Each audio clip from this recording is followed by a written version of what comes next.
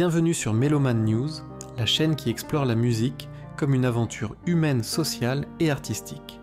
Si tu veux comprendre les grandes révolutions musicales, pense à t'abonner et à activer la cloche pour ne rater aucun épisode. La dernière fois, nous avons découvert l'impressionnisme, une musique poétique, nuancée, presque picturale avec Debussy et Ravel. Mais aujourd'hui, prépare-toi à une rupture totale. Le XXe siècle, c'est l'explosion des langages, des sons et des repères. La révolution du XXe siècle, atonalité et modernité. L'effondrement du système tonal. Le XXe siècle musical s'ouvre sur une révolution sans précédent qui bouleverse les fondements mêmes de la musique occidentale. Cette transformation radicale trouve ses racines dans l'effondrement d'un pilier fondamental de la tradition musicale, la tonalité. Pendant plus de 2 siècles, depuis le XVIIIe siècle, la musique occidentale s'était appuyée sur un système tonal commun, établissant un vocabulaire et une grammaire musicale partagée. La tonalité, comparable à la couleur d'un morceau autour de laquelle gravitent les autres notes, constitue le fondement de la musique classique et de la quasi-totalité des musiques occidentales. Ce système harmonique permettait d'écrire des mélodies et des harmonies simples à base d'accords classifiés, s'installant durant 2 siècles dans les habitudes musicales au point de paraître parfaitement naturelle. La tonalité représente donc une remise en cause majeure de cette conception établie. Elle se caractérise par l'émancipation des dissonances et le rejet de toute hiérarchie tonale, générant au cours du XXe siècle la musique contemporaine, large courant de musique savante avant-gardiste. Cette révolution s'accompagne souvent d'atmosphères angoissées et torturées qui correspondent à l'esthétique expressionniste.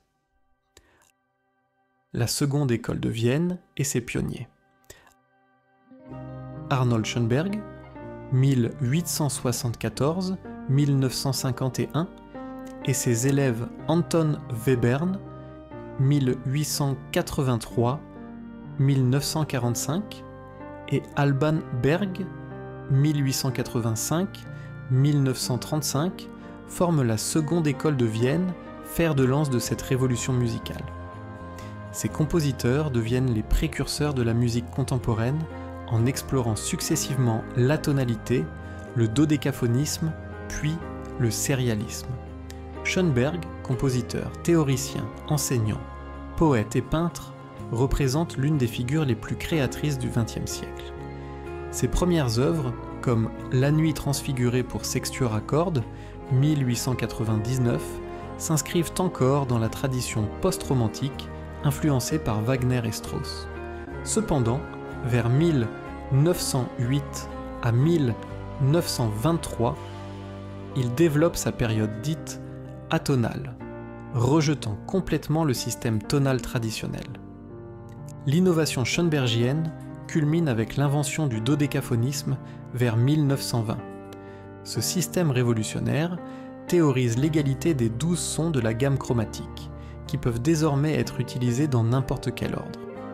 Cette méthode de composition sérielle transforme radicalement l'approche compositionnelle en établissant de nouvelles règles basées sur l'organisation systématique des hauteurs. L'école de Darmstadt et la radicalisation sérielle. Anton Webern pousse le sérialisme plus loin que Schoenberg et Berg, devenant la référence des compositeurs de la génération suivante. Après la Seconde Guerre mondiale, les compositeurs de l'école de Darmstadt, Pierre Boulez, Karlheinz Stockhausen, Luigi Nono, Bruno Maderna, Luciano Berio, développent un sérialisme intégral qui étend les principes sériels à tous les paramètres musicaux. Pierre Boulez incarne cette radicalisation de l'avant-garde musicale. Élève d'Olivier Messiaen comme Stockhausen, il développe un langage sériel d'une complexité extrême. Sa collaboration avec Karlheinz Stockhausen illustre l'effervescence créatrice de cette génération. Leurs échanges révèlent des affinités esthétiques profondes dans le sillage de Webern, malgré l'évolution divergente de leur trajectoire. Stockhausen explore particulièrement l'intégration de matériaux sonores hétérogènes, sons concrets, bruit, électronique, Ses œuvres comme Gruppen, 1955-1957, ou Contact, 1958-1960, révolutionnent la conception spatiale et temporelle de la musique. Cette recherche d'une forme musicale totalisante caractérise l'esthétique de Darmstadt et sa volonté de refonder complètement l'art musical. Stravinsky et la voix alternative.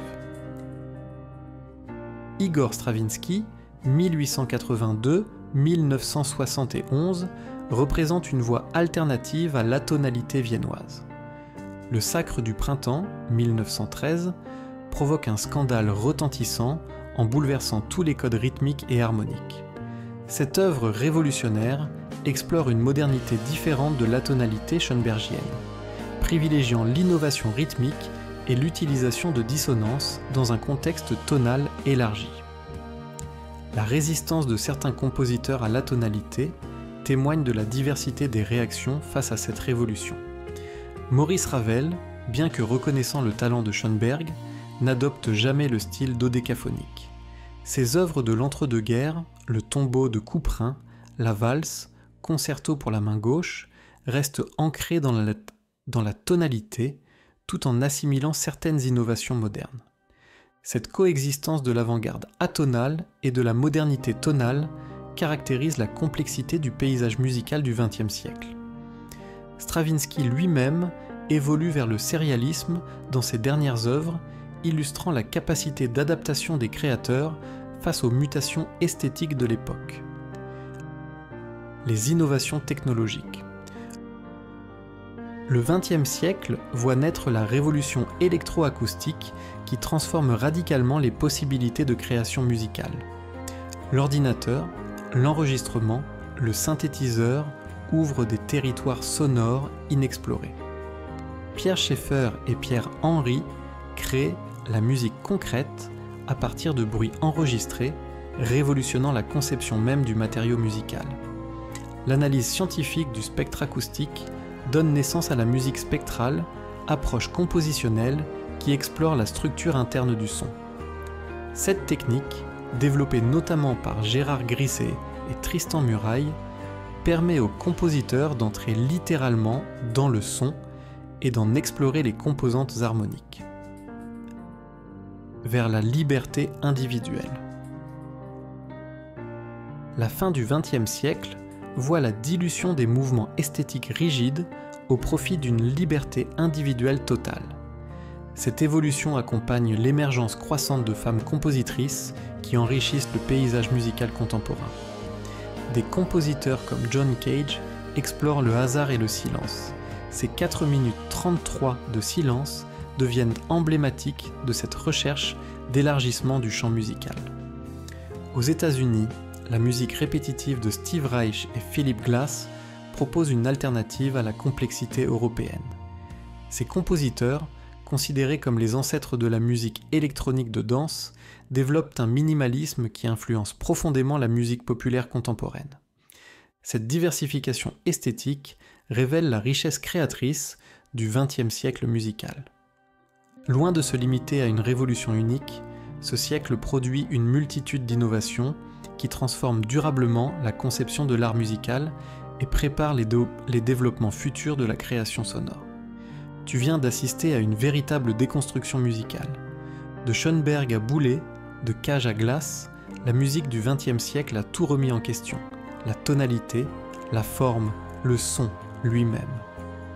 Une période dense, déroutante, mais d'une richesse inouïe qui ouvre la voie à la liberté totale de création. Dans la prochaine vidéo, on explorera une autre révolution parallèle, mais tout aussi puissante. L'essor des musiques populaires, du jazz au rock, du hip-hop à l'électro. Si cette vidéo t'a éclairé, like-la, abonne-toi et surtout commente. Penses-tu que la musique contemporaine est encore accessible au grand public ? Merci d'avoir écouté jusqu'au bout et à très vite sur Meloman News.